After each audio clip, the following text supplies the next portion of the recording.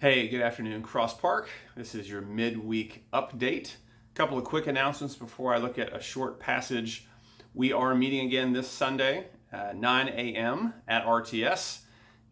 Please get there early. It does get hot and sunny pretty quickly, so we're going to try to really start as close to 9 a.m. as possible. Again, bring your own chairs. We will send out an update with the details again this Saturday. Also, there will be a digital service, as there has been now for weeks and weeks. That will be coming out Sunday morning for those who cannot be in person Sunday morning. Well, I wanted to take a brief moment and look at Psalm 4 together and just share a few thoughts from the final verses. So let me read Psalm 4 to us and zoom in on verses 6 through 8. Answer me when I call, O God of my righteousness. You have given me relief when I was in distress. Be gracious to me and hear my prayer. O men, how long shall my honor be turned into shame?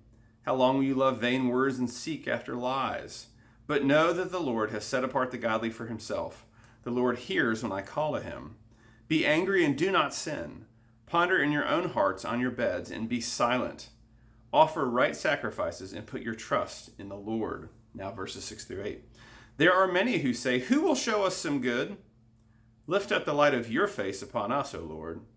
You have put more joy in my heart than they have when their grain and wine abound. In peace I will both lie down and sleep, for you alone, O Lord, make me dwell in safety. So our psalm is looking for peace in the midst of discouragement. This is a situation all of us can relate to. We are living in a world that is full of discouragement right now. It's easy to be distracted by the news, by what might happen next. Are things going to get better? Are they going to stay the same? When will we get back to normal? And so Psalm 4 addresses the person who's trying to find peace and wondering if God will answer him in the midst of all of that. As you know, as I told you last Saturday, our family has contracted the coronavirus. By the way, we're doing fine. Symptoms have all been pretty mild. Thank you so much for praying. And for those of you who have checked in on us, we greatly appreciate it. We're doing fine, but our hope is not in doing fine. That's actually part of the point of the psalm. Now, the psalm starts out by reminding himself, the psalmist is saying, you've answered me in the past, you've come through in the past, so I want to trust you're going to do it again. So there are many different ways here that the psalmist is telling himself and telling us that we should be trusting in the Lord, that God's going to come through. And we're tempted to not believe that. We're tempted to be angry when things don't go our way. We're tempted to be frustrated when our circumstances fall apart. We're tempted to believe lies and half-truths that make us feel better. But the psalmist says, no, trust in the Lord. He's going to help you. And then it zooms in, verses 6 through 8. He says a few things. And he's contrasting two views. The two views are either, I have to have my circumstances be okay to be okay, or I have to have God to be okay. Those are the two options being put forth by the psalm. If you look at verse 6, he says there are many who will say, who will show us some good? It's as if someone is saying, is God ever going to be kind again? Or are we going to get the good stuff? And then the second half of verse 6 is the retort, the comeback. Lift up the light of your face upon us, O Lord. So we can just want our good circumstances, or we can want God's face to shine on us. Obviously, that's better. And yet, if we're honest, we all want simply our circumstances to be okay. Verse 7 flips it, but continues to talk about the same idea. Verse 7 starts by saying, you have put more joy in my heart. God, it's you and your presence that gives me real joy. You've put more joy there than when they have their grain and wine abound.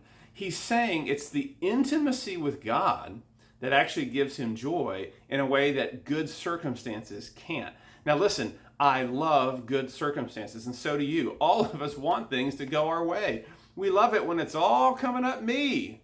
It's fantastic. But the Bible tells us, and our experience tells us, that simply isn't how life is going to go.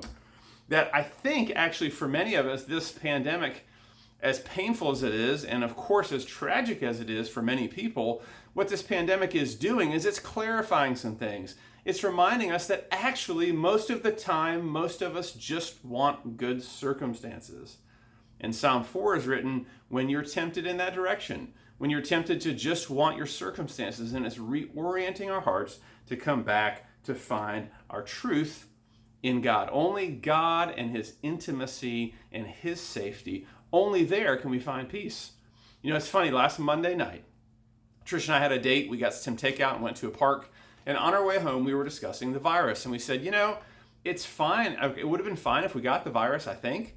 It's fine if we still get the virus. But we're so happy we haven't gotten the virus. How great. We're so thankful to the Lord.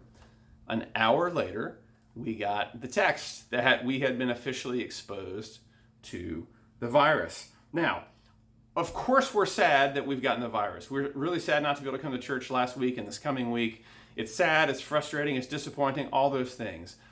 But our hope is not in not getting the virus. Our hope is not in our circumstances going well. Our hope is only truly in the Lord. And look at verse 8. He brings it all together. He says, "In peace I will both lie down and sleep. For you alone, O Lord, make me dwell in safety."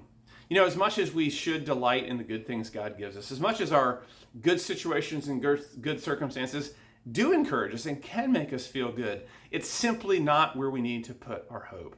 That real hope and real peace only comes in Jesus. This shirt I'm wearing, you can't really see it, and I'm not going to turn around, but it's from the youth retreat last year. And the theme of their retreat was peace in a world that is anxious for more. We need and want peace.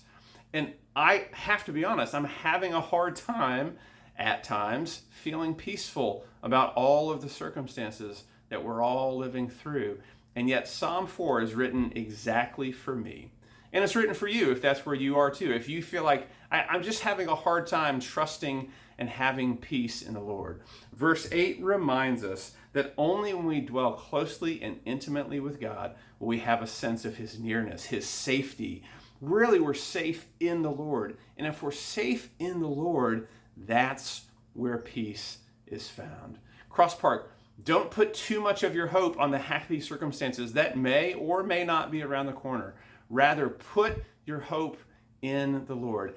Ask him to give you peace, because that is a prayer he loves to answer. Thanks, Cross Park. Have a great day.